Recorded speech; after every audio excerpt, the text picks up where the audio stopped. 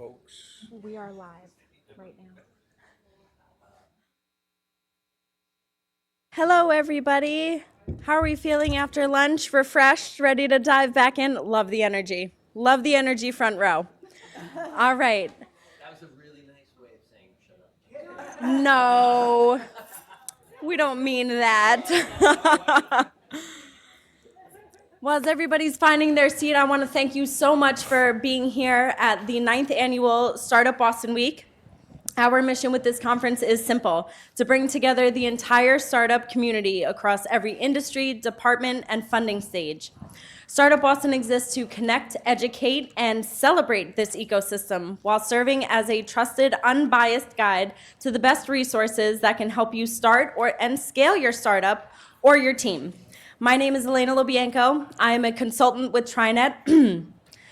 And we support startups and small businesses with their HR infrastructure, allowing them to grow and scale confidently and compliantly. I will be your hostess this afternoon.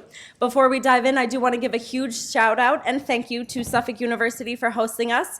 Suffolk has generously partnered with us for the last 3 years, providing this space in kind because of their deep commitment to supporting Boston's startup community. If you're interested in exploring entrepreneurship, they offer a variety of programs and opportunities. They are tabling upstairs on the 5th floor at the vendor hall, so be sure to stop by their table and learn how they can support your journey or how you can get involved supporting their entrepreneurial students as well. I'm very excited to announce this next session. We have the fabulous Christina, who's going to walk us through a wonderful presentation. So without further ado, thank you again so much for being here, supporting Startup Boston Week, and on to the session. Thank you. Thank you. Hey, everyone. Okay, small group, so this is good. There's a few friendly faces in here, which is awesome. And I'm going to try to make it really friendly by the end of this hour so that everyone feels like they're starting to get to know each other a little bit. I do have slides, but hopefully we can turn this into a little bit of a discussion, because I know, it kind of sucks to go after lunchtime when everyone's half asleep and whatever. So we'll try to keep it high energy. But before I get into the slides, let me just tell you a little bit about who I am for those who I'm looking at Allie, who knows me well. I don't love to talk about myself, but I'm going to, for the purposes of this introduction, just because you're like, who the hell is this woman and why is she speaking to us about culture. As you can tell from the gray hair, I've been doing this for quite a while. And when I started my career in 1990, culture wasn't really a thing. Right? It wasn't a word that was used or talked about. And my first job out of school, I was a psych major with a dad who, basically was telling me I needed a job after school. And after realizing I probably wasn't going to be in clinical work, because very candidly, I didn't think I had enough empathy to listen to people talk about their problems all day, every day, which ironically is what I've spent my entire career doing, just in a very different form. I entered the world of human resources, which in 1990 was this newfangled thing. For those of you, I don't think there's probably anyone in the room who's older than me, but when I started my career, it was just transitioning from personnel, which is got to be the most soul-sucking thing I can imagine. But human resources was supposed to be such this, a new way of thinking about it. And I joined a company that, I will not get into politics at all, but I would suggest the company that I joined at the time was a hyper-growth consulting firm, and it was the kind of company that companies wanted to be until maybe just a couple of months ago. There were women in charge. There were people of color. We had a trans person on the leadership team. This is 1990. That was pretty, so that was my first entree into work, and I thought this is totally normal. So as a 22-year-old, I don't know about you, when I came out of college, I thought I knew a ton. Really, I knew zero. And I started asking a lot of questions because they created that kind of environment.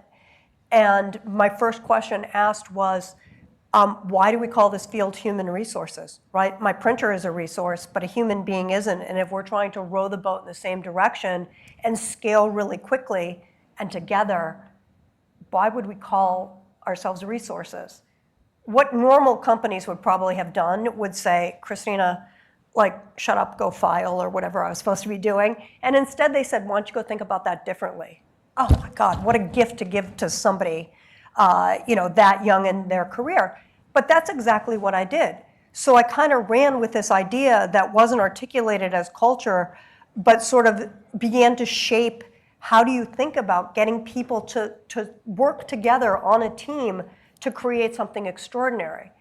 And the purposes of this today are, I really want to challenge all of you, and I'm going to just do a pulse check of who's in the room in a second, but to really challenge people to think, like, you can have a startup and you can exist. There's a lot of like really brilliant startups, amazing idea, really bright, talented people working together, but that's not going to make you excellent. What makes you excellent? And I'm going to argue the culture pieces, that foundational piece, is really what's going to make your company stand out. That and obviously a little bit of luck, right? Because nothing's perfect. But that's what we're going to get into today. So before I start looking at slides, let me ask you this. Who's in the room? Who is a founder? Just show of hands. And sorry, I can't see you people on the phones. Okay, so maybe 50% of the people. Who's a people person? Okay, so the other, and then is there anyone else who's not one of those two things? Okay, so it's really bifurcated. Okay, great. You're the perfect audience for this. So let's get into it a little bit. Tell me if this sounds familiar in your environments, right? To exist, the founder reality check really is, okay, you're in survival mode, you're trying to get your funding, you're trying to get your product to market, you're constantly firefighting because things are popping up all the time. Maybe you're chasing funding. You're trying to hire as quickly as you can while trying to hire the right people. And culture begins to form as an afterthought. You kind of get to that place where you're like, okay, it's probably something we should be thinking about. I would argue that the companies that are excellent are the ones that start thinking about scaling with intention. And we'll talk a little bit more about what that means. They're clarifying what fuels performance. They're talking about strong leadership at every level, not somebody who has a title, but how do you really, as you're a small company, build that leadership at every level and really get people rowing that boat in the same direction. Your culture will really serve as a growth engine. So I'll give you a very practical example from this morning. I'm working with a company, I forgot to say this part. I've spent my career as a chief people officer in a number of companies that I joined as the first people person. I've been part of taking a couple of companies public. I've scaled from very small. I've been the first person in a company that was ultimately acquired. And I was part last of a company called Rapid7, which I joined when we were 75 people. And I got a few former colleagues here. And that's 2,500 people now. So I've done this for a while, and now I finally said, okay, I got to figure out how to help as many startups as possible, bless you, figure this out. It's something that I think every company really needs to be thinking about. Okay, so here's the trap, right? I think a lot of founders think, okay, at some point we need HR. It's the payroll, so we got to pay people.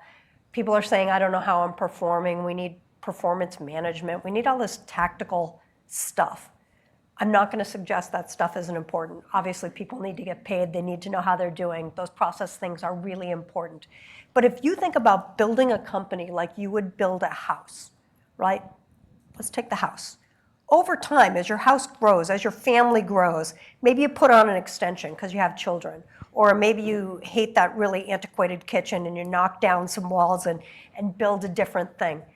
All of that stuff can happen. The house can change, but the foundation that you've built the house on will stay static. I would argue your culture is that piece. You have to have that foundational piece to be able to build a solid house. Otherwise, if you're going to start to have cracks in the foundation and things are going to start to fall apart. So culture is going to be built whether you intentionally build it or not, right? There's bad cultures. Every company has a culture. It's just the ones that are celebrated are the good cultures, right? So being intentional about it becomes really important. But what we've seen, or what I have seen so many startups do, is to say, okay, we need help. So we're going to hire a people person. I'm working with a client right now who has two people in their 100-person company. Both were recruiters by trade, but they thought they're people, so they can do all the people stuff. Okay, that's doesn't, people, you know what I'm talking about, right? That's a bad idea, right? So what's ending up happening is they're doing a lot of like ChatGPT, how do we do X? I mean, it's like a good Band-Aid, but it's not going to help you really be thoughtful about it. But certainly as a smaller company, you can't necessarily afford a big-time chief people officer. So what do you do? What ends up happening, I think, is they say, hey, you know what? We have this really friendly person who sits at our front desk. They're helping us figure out our culture. They're planning the parties. Hate to break the vibe here, but like parties aren't the culture. Like that's nice stuff you do, but that's not going to fuel the culture. When I talk about culture, I'm talking about the hardcore belief system that is really sort of the one single thread that ties your company together. You can have people in sales, you can have people in product, you can have people playing very, very different roles. But the one thing that everyone should align around, aside from the mission of the company, is what do you believe in? So for example, if you think about, I'll take one core value that sort of every company aligns around, right? Most companies have some form of teamwork in their set of values, right? But if I say teamwork is really important, and I just say, Abby, teamwork, you're saying teamwork's important to you as we interview you, right? Or if I don't dig into the second, third level questions about that, we could have very different perspectives. I have never met anyone in my life who doesn't identify as a team player. Even the most introverted, single, I want to go wire myself in and go code in a corner, will still call themselves a team player. But what do you mean by that as a company? If that's your value, what does it mean?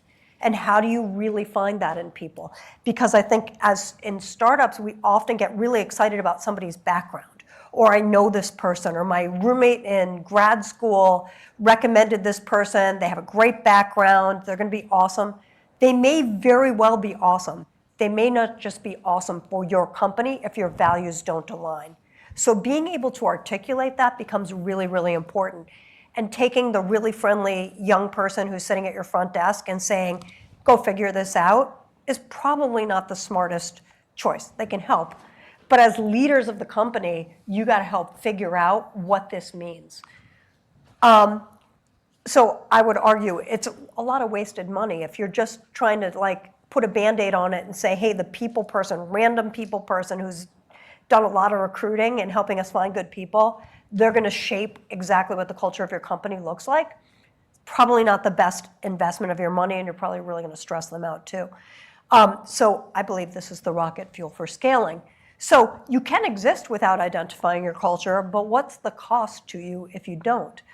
So if you're just existing, you can be a great company, but maybe without some of the cultural pieces identified, you could have a lot of turnover, right? Over time, people tend to join companies and get really excited about the mission of the company, especially those first several people.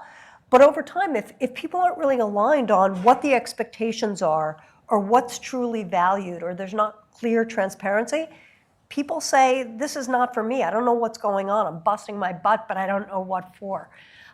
It can also lead to leadership burnout.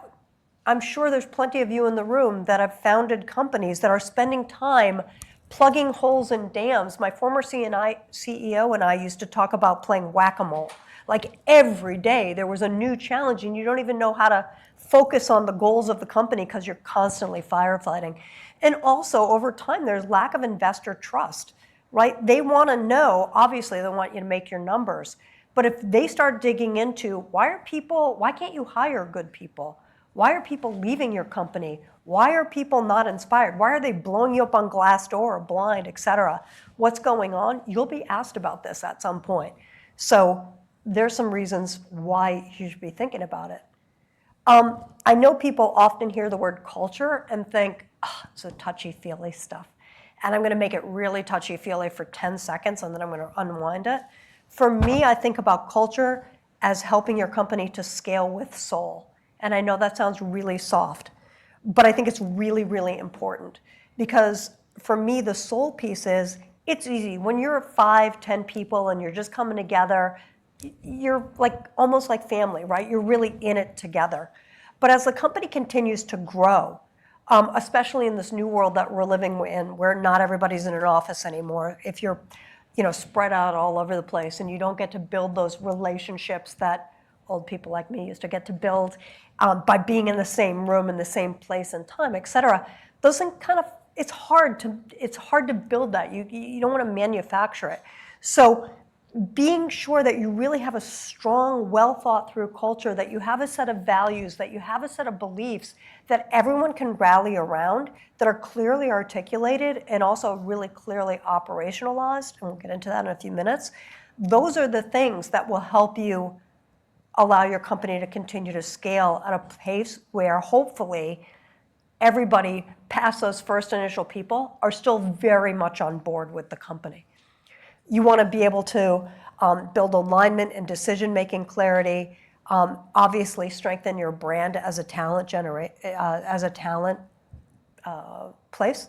One of the things that we often see is that for a lot of startups, you're so excited about what it is that you're building.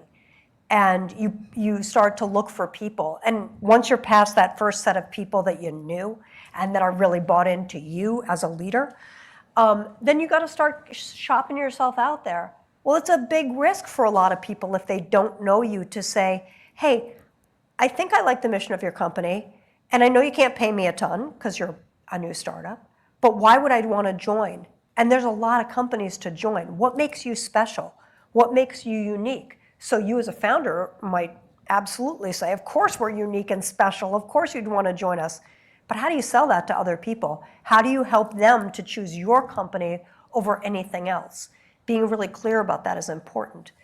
And finally, you want the people that are investing money in your company to believe in this as well. Okay.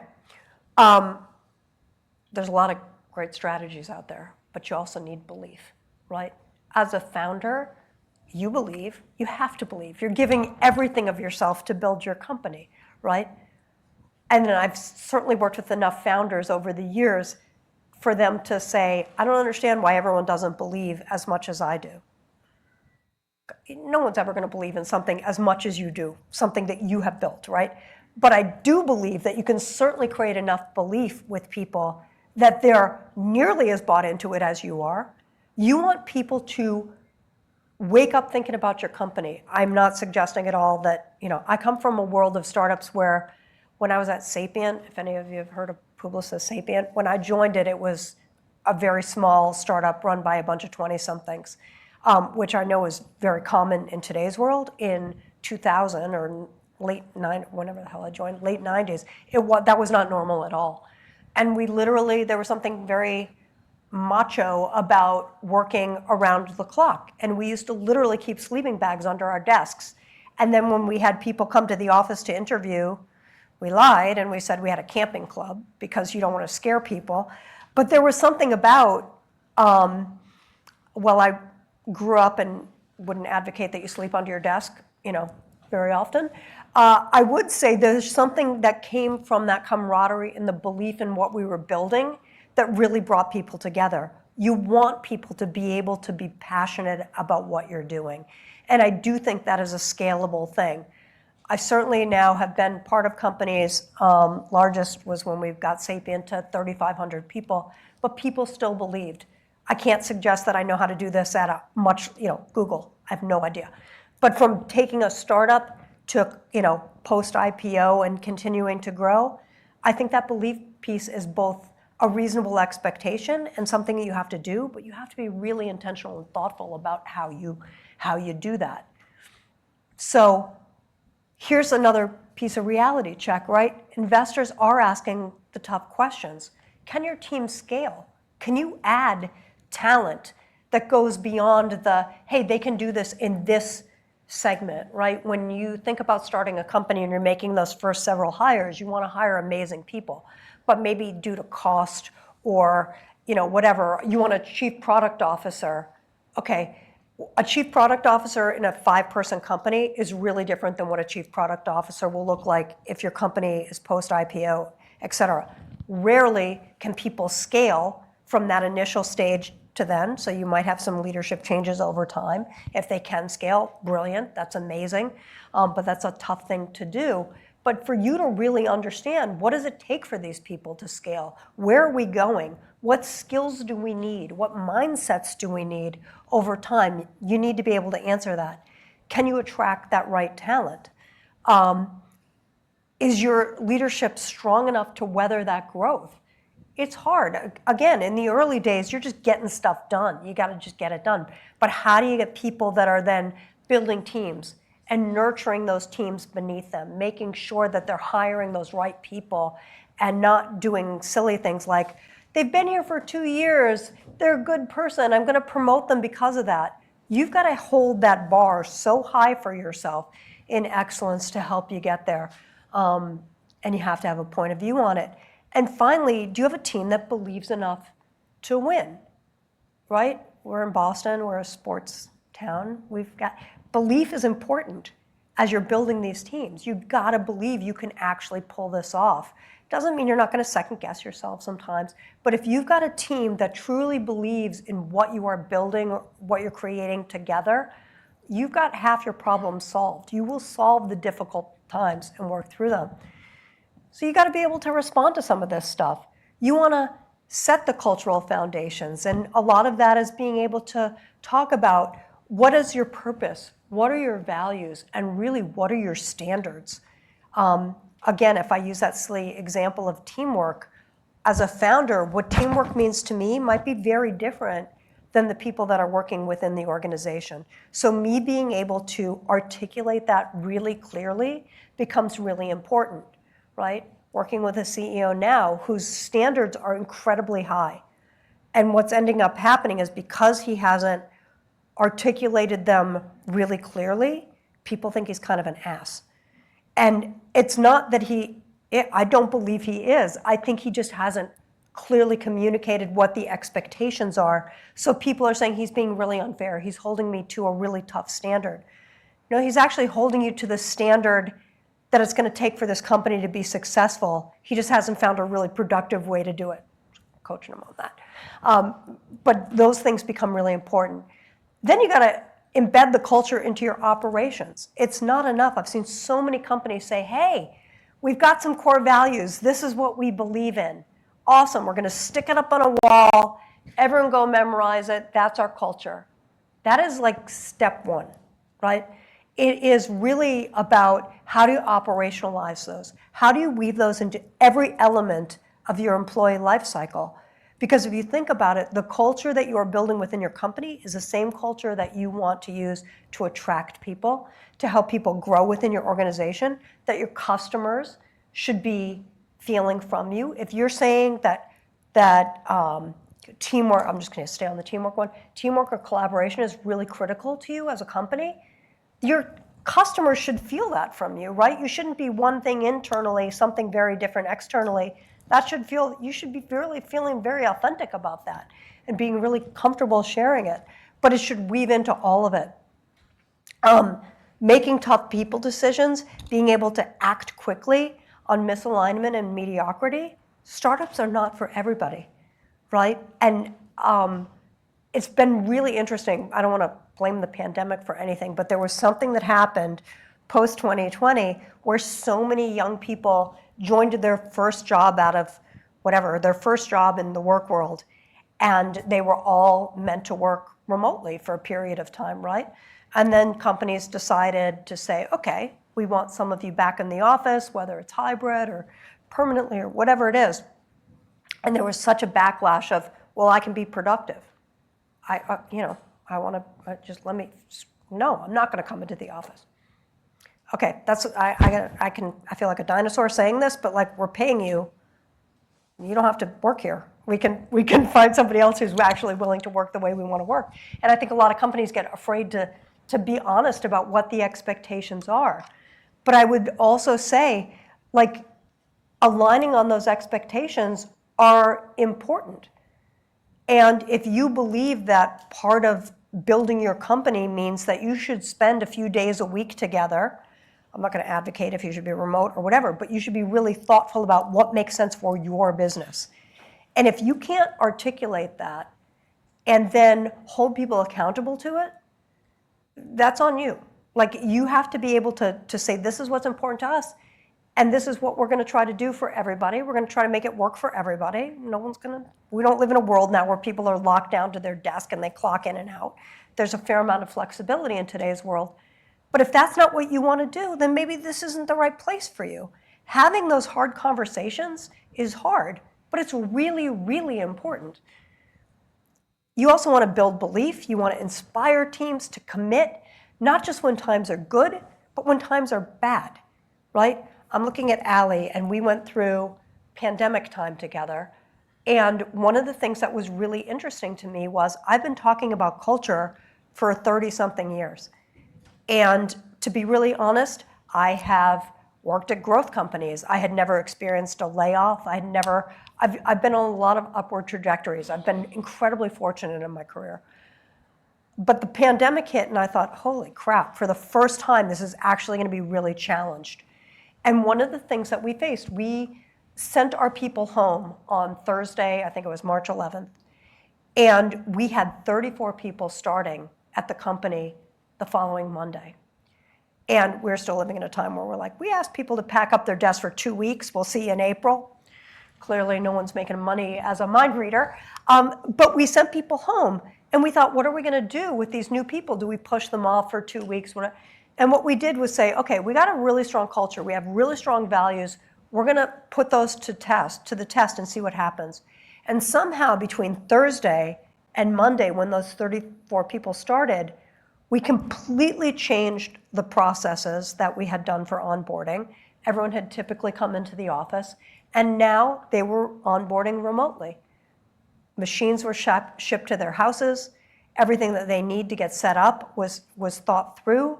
All these teams came together. We had finance and IT and people and engineer. We had everyone working on this, and somehow 34 people got to experience onboarding like that's the way that we had always done it. It was pretty remarkable. And I thought, oh my God, maybe I do know what I'm talking about. Maybe this culture stuff actually there's something to it. But it was great to have it put to the test. So inspiring people to believe we can do this is more important during the difficult times than it is it's easy to be part of a winning team. It's hard when there's setbacks. And as you're building a company, one of the most, I think I'm crazy, but like one of the most exciting parts are those pivots you have to make, are those difficult times, because I believe that's where all the great learning happens, right? But you got to get people excited about that. If they're just constantly brought down by it, it's not going to work. And you got to show that your investors that you can actually scale this thing. They're betting on you. They're betting on you as founders to be able to really grow this thing. So, all right, let's get into what culture is. And I promise at some point I'm going to start asking the audience to participate here. But I think there's a lot of different pieces to this. One of them is capability, right? It's the skills. Do you have the skills to actually do your job, right? We all want to have really talented people on our teams. You want commitment. It's that intrinsic level of motivation about whether or not people are really bought into what it is that you are doing as a company. And they're in it for the customers, they're in it for the team. And then there's the congruence. They must embody your core values. So if you think about it, waiting until you're 100 people to start thinking about this, you've got a bunch of people that maybe you like, and maybe everyone works well together, but you're not working in synergy because nothing's been articulated. You don't know what that common thread is that you're all aligning around. So being able to sort of, you can obviously hire good people with the talented skills, but if they're not totally bought in to what it is you're doing, you're going to have some challenges. If they don't know what your core values are, they may be very misaligned with their value set. So all of those pieces need to be together to really start to shape your culture.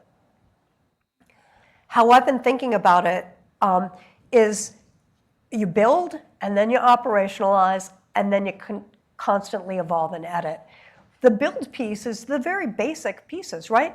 Who are we, and who do we aspire to be? What are our values? And if you're thinking about this, if this is resonating with you at all, and you decide to go home with your team tonight and say, we're going to go brainstorm some core values, really think about scalability, right? I worked with a company a while back, and one of they identified their core values when they were quite small, and one of their values was wicked cool, or wicked fun. And I thought, what a stupid value. And that's very judgmental of me, I own it. But the reason I thought it was stupid was, number one, wicked is such a Boston word, right? If you decide to scale this company and it goes outside of Boston, what is somebody in Ohio going to think of wicked, right? What does that mean to them? But the fun piece is, you're saying that your company is based on fun. You're saying that during the good times, awesome, you're going to celebrate together. During the bad times, if you're not having fun, people aren't living your culture. That seems like you really got to think this stuff through and be purposeful about it. It's not just about coming up with snazzy words or, candidly, stealing somebody else's stuff. There's a lot of great culture pieces out there that you can borrow from. Like HubSpot had a great culture code that a lot of people downloaded 10 years ago and said, we're just going to do what they did. That's awesome. HubSpot, great culture. But that doesn't mean that their culture is what your culture is, right? You have to understand what's important to your company and what you're trying to build. Netflix did the same thing. And again, really brilliant the way they set it up, but use it as a model, not as your, like, just plug and play what they've done. You've got to be true to yourself and what's really important to you. Once you've done that piece, and very candidly, that's where a lot of people stop. We've got our values, they're on a coffee cup, we're good to go. Nope, you're just getting started. Then you take those values and you operationalize them. You weave them into every element of your employee lifecycle. The easiest one to start tackling is hiring, right? It's probably the first thing that you're doing as a company once you start to grow is, okay, we're going to hire some people. How do you hire for core values? I'm sure we've all heard that proverbial, like, oh, I'd have a beer with them. We should hire them. They're a good culture fit. No, there's plenty of people I've worked with that, candidly, I would never want to have a beer with, but they are an amazing culture fit for the company because the value sets align, right? There's also people that I really like that aren't aligned to the culture at all, right? So it's really about values, expectations. We're all different. Culture is not meant to be cult. You don't want everybody exactly the same way. I think diversity, we can tackle diversity at a different time, but diversity of thought is really critical as you are building the foundations of your company. You want people to think differently. You want people to challenge ideas. Otherwise, you're going to clump of people thinking exactly the same way. So having that diversity of thought is really, really important. But being able to understand how the values line up with that becomes really important. So hiring is the easiest one to tackle. But as you start to think through the employee life cycle, think about how you performance manage people, right? You don't need some huge system. You don't need Workday in a 20-person company. But what you do need is a set of articulations about what do we value? How do we know if we're performing well? What is good? What does great look like? How do you help people to understand that? How do you help your managers who are maybe oftentimes brand new managers, never managed anyone, and it's hard for them to even manage themselves, let alone a small team? How do you help them articulate those things? What great looks like? What do our values look like? How do we weave that into you, et cetera? And you just work all your way around the employee life cycle. Things start to fall off the rails when you start thinking about, okay, they have a really fantastic resume. Maybe they're not the best culture fit, but we need their skills. Really challenge yourself. Think about teams you've been on historically where that might have gone wrong, and I'll give you a really dramatic example. Rapid7 was growing. We started to think about enterprise sale. We had done a lot of commercial sales, and we decided we needed more of an enterprise thought leader in the sales space. We hired somebody that we thought was really good. They were really good. They were just a really bad culture fit for our organization. And we sort of had the flag. We had a yellow flag. It wasn't quite red yet, but we decided to go for it. And what ended up happening was the week that that person started, the CEO, the COO, and myself all looked at each other and thought, oh, crap, Well, this is going to be like, they know how to do the job, but this is going to be really tough. It was much more of a command and control style, which was radically at odds with how the rest of the company was working. And the three of us spent time, or an hour each, every single week for 6 months trying to help him. And finally, at 6 months, we called the ball because we said, we're starting to lose really good people because they don't want to work for this person. This is so radically different than how the rest of us work. We don't see this working out. And literally, when we announced to the sales organization that we had parted ways, they literally applauded. Now, I don't know about you, but if somebody applauded because I had been fired, I would be gutted. And it's nothing about the person. He's a fine human being. He was just not the right person for our company. And it like crystallized for me how one bad culture fit, if you don't really think about this and you say, oh, we need the skill or we need this, they can bring in this revenue, whatever. Oh my gosh, that was like so damaging to our company. That's a very dramatic example because he was a very senior person, but it's really important to kind of nail that and hold that bar really high, no matter who you're hiring. So you operationalize all of it. And then you're still not done. You got to constantly be thinking about, okay, we're growing. We've just added a new location. We've just changed the format of how we're engaging with our customer, whatever it is. But I'm not advocating that you change the core values. I actually think those foundational pieces can stay the same over the growth of your company, but how you weave them in. You can't just say this is how we do it and what we did at 20 people is the same thing we're going to do at 2,000. It doesn't quite work like that. Nothing works like that. But constantly editing them and just making sure that everything is staying thoughtful and that people are still believing and engaged. And this is a really important work. It goes so far beyond human resources, right? This is not any of the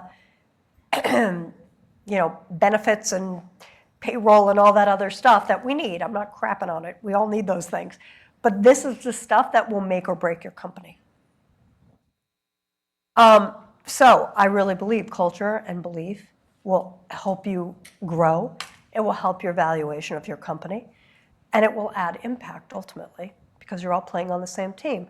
Here's just a couple of examples. This is not how great I am. This is just examples of why I truly believe in this. When I joined Sapient, we were about 150 people. We scaled to 3,500 over a 4-year period. That's why we're sleeping under our desks. I don't know if I'll ever see growth like that again. It was insane. But we went public. We grew globally. We did a number of acquisitions. But we were still heralded for our culture while we went through all of that because we're all in it together. We all believe so much in what we're doing. Then went to At Stake. It was cybersecurity in the year 2000, which was like trying to explain to my mom what that company did was really challenging because I work with a bunch of hackers that don't use their real names. What are you doing? The world is very different now. But we were brought in, and I was actually brought in before we had people because they said, hey, we have $10 million we want to invest. We have a group of hackers that literally weren't going by their names. And do you think we could build something around this? And I walked in this is really inappropriate to share, but I'll share it anyway. I walked into a warehouse with this group of hackers, and there was porn playing, and they were drinking beer, and it was 10 o'clock in the morning. And I thought, and this company wants to invest $10 million in this group of chaotic misfits? And by the end of that day, I called Battery Ventures, and I said, not only do I think you should invest, I want in.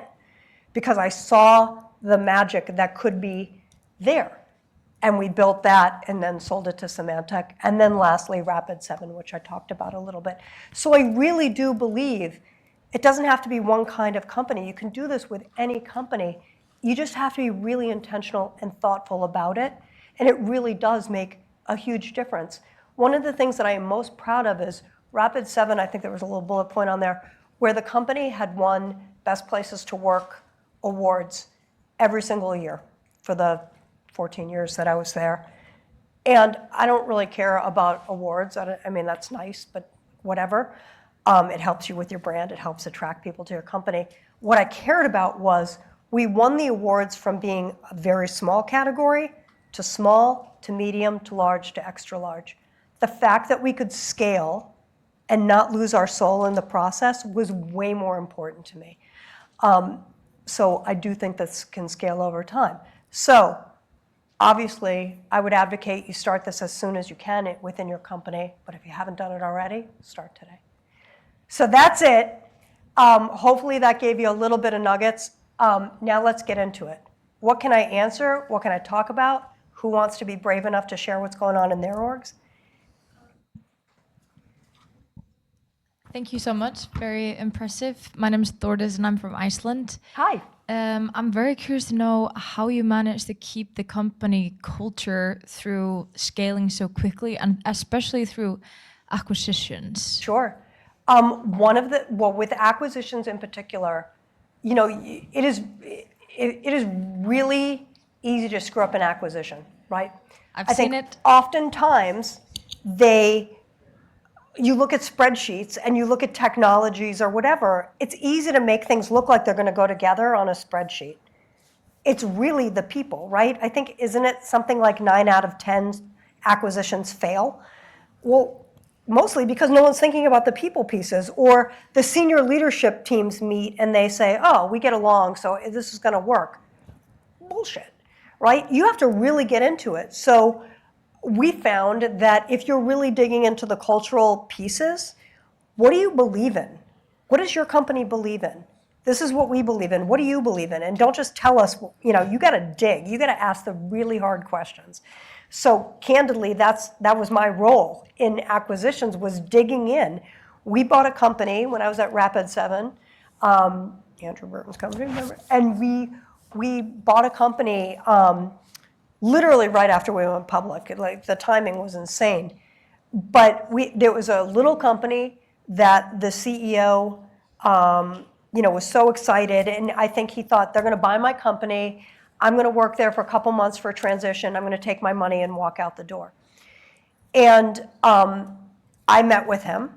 I'll never forget this. It was about 100 degrees out, and we were having breakfast in the beating hot sun. And I'm watching this guy sweat. I'm sweating. It was awful. And I think he thought, I'm sitting with the HR lady who's going to tell me how much I'm about to make. And instead, what he got was, hey, I've looked at your Glassdoor ratings for your company, and as a CEO, I got some major questions. Why is this interesting to you? What do you want to do with this? And I felt like, I'm sure he thought I was a little bit of a jerk, but I was nice about it.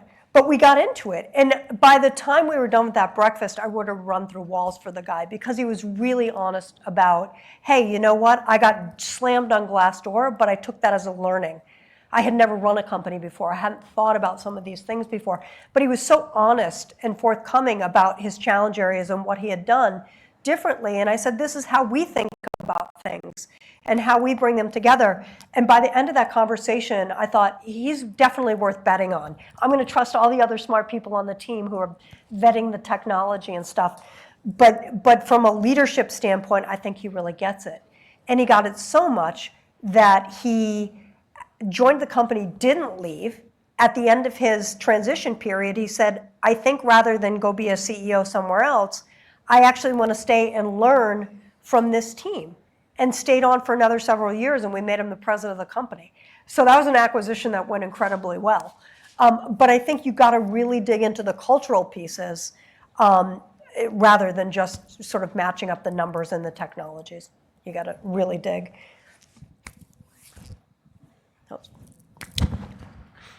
I'll let you pick. Thank you so much. Sure. This is very inspirational. So you talked about, the first segment, you said culture is not having, the receptionist doing event planning. Can you go deeper? Like, let's say that is the job, and Sure. sometimes I wear that hat. Sure.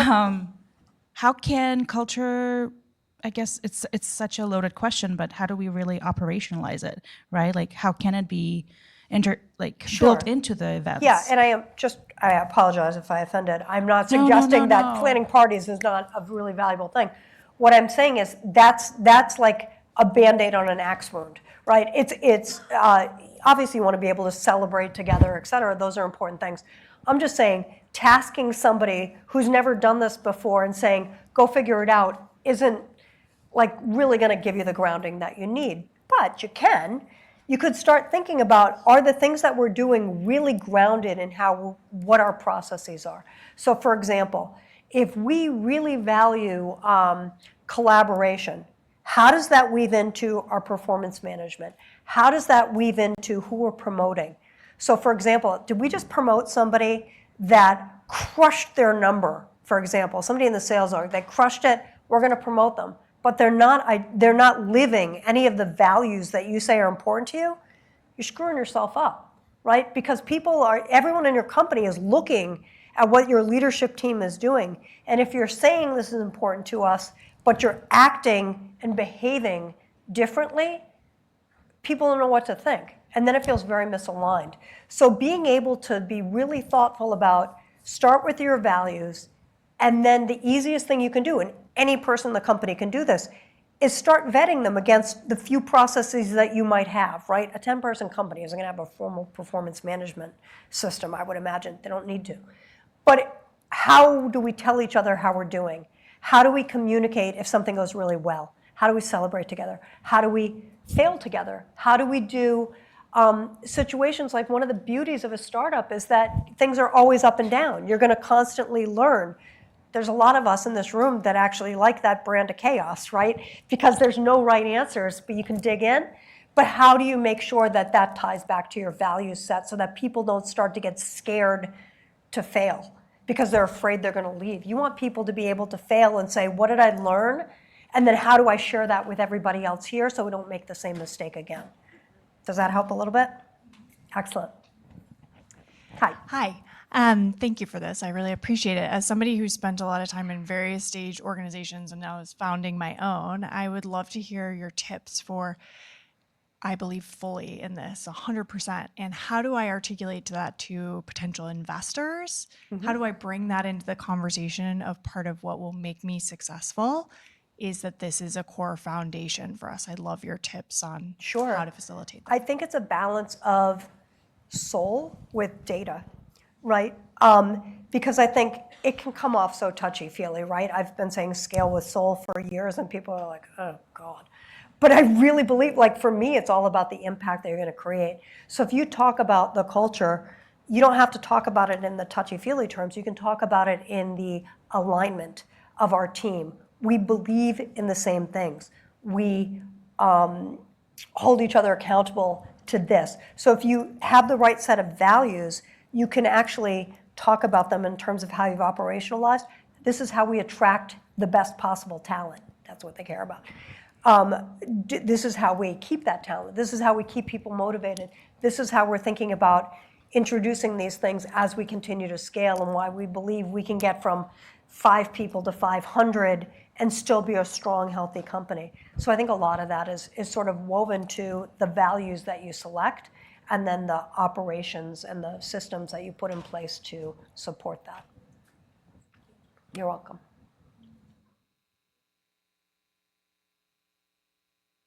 Thank you for your time.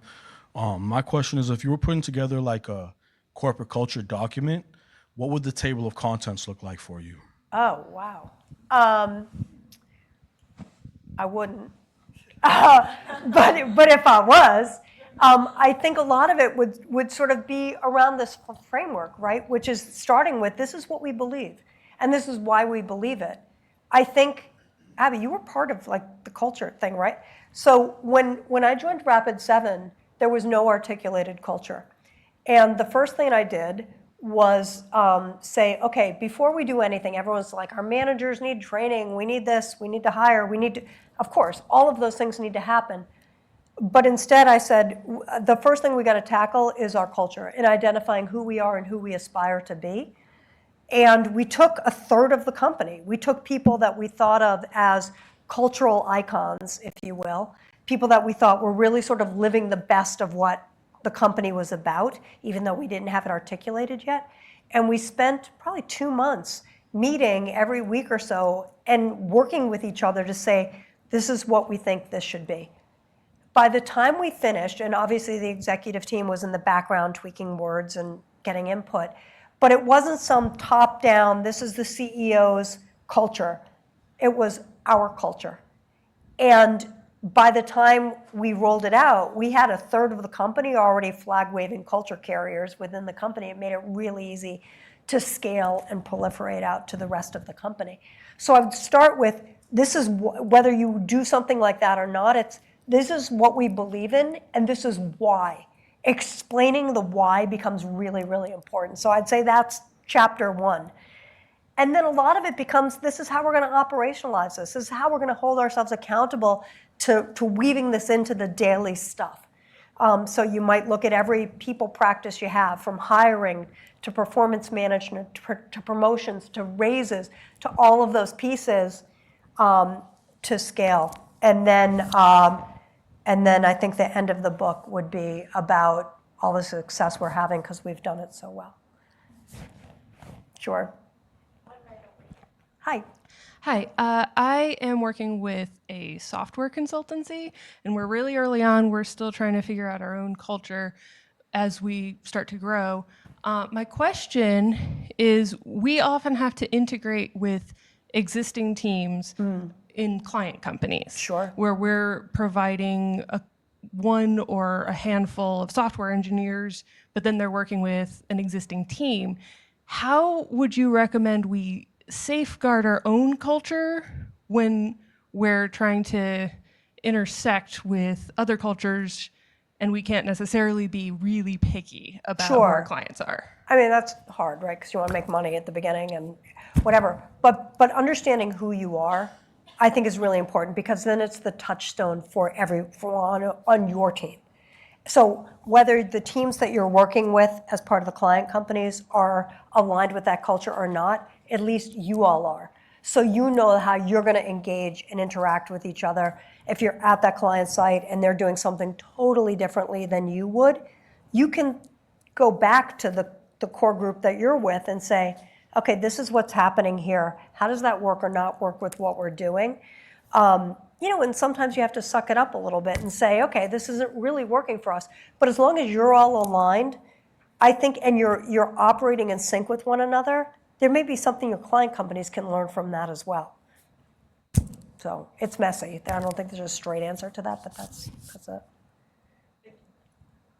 Hey, how are you today? Hi. First of all, I just want to say how great this is. Thanks. I think you've done a great job establishing why culture is so important, not only for startups, for mature companies, and how important that is. So I don't really have a question other than I just want to add another perspective that I've been speaking a lot with my friend Lori here, who's a people and culture leader. Ironically, she owns a company called Sole Objective. But so I come at it from a brand perspective, right? And a lot of times we work with startups, companies of all sizes, to really figure out what's the mission, vision, values.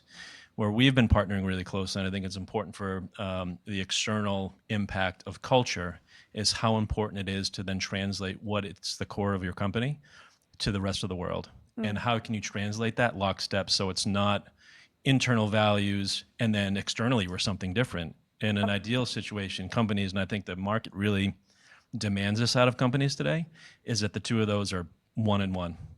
And I think it's totally an important agree. Perspective for other founders or leaders in the room here to make sure that getting your values and culture right has much more than just an internal or an employee perspective or future employees. Yep. It really informs the value that your brand carries across the world. So it's something to really consider across the board.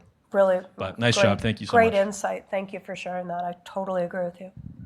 We have time for one more.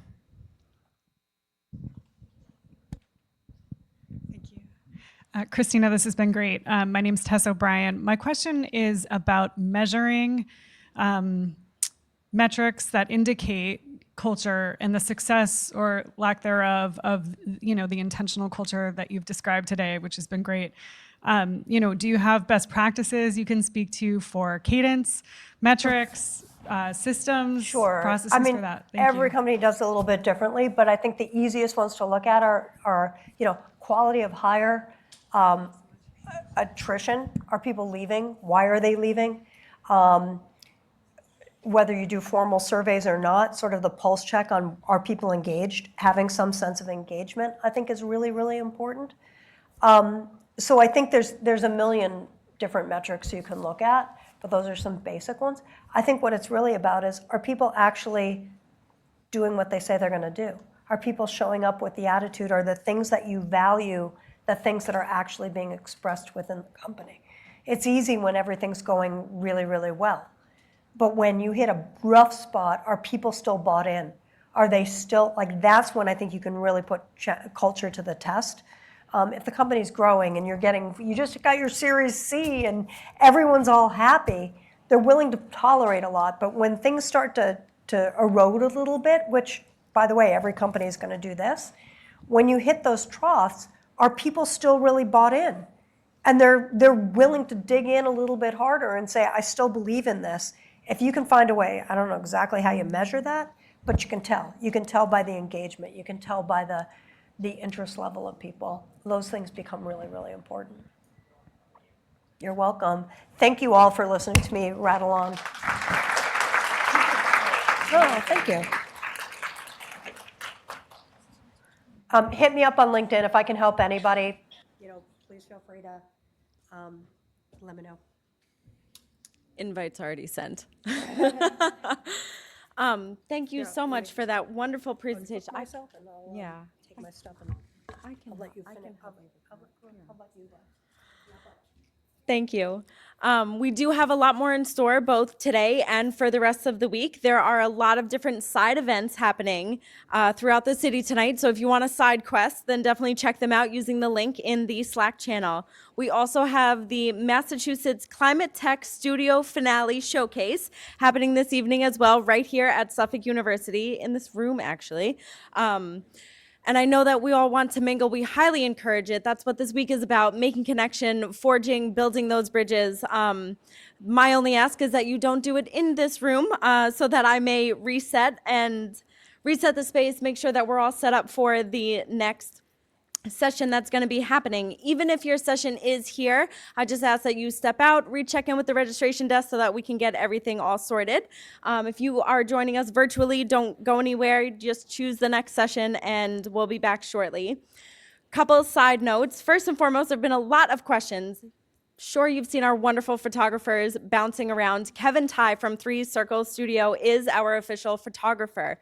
So grab him for a photo and you'll get a personalized Startup Boston Week photo album to look back on all year. They look stellar on LinkedIn. There's no editing needed. They're absolutely amazing. And me with my podium poses, you can't tell me anything. So I do have the QR code right here. If anybody needs to scan it, if you haven't done so already, highly, highly encourage it. We also have super fun. One of my favorite things that we introduced this year, we have a book nook up on the 5th floor, It's our version of a community library, so you can find your next favorite startup read. Again, a lot more fun things in store. Stick around. Thank you so much for your engagement and have a great rest of the week.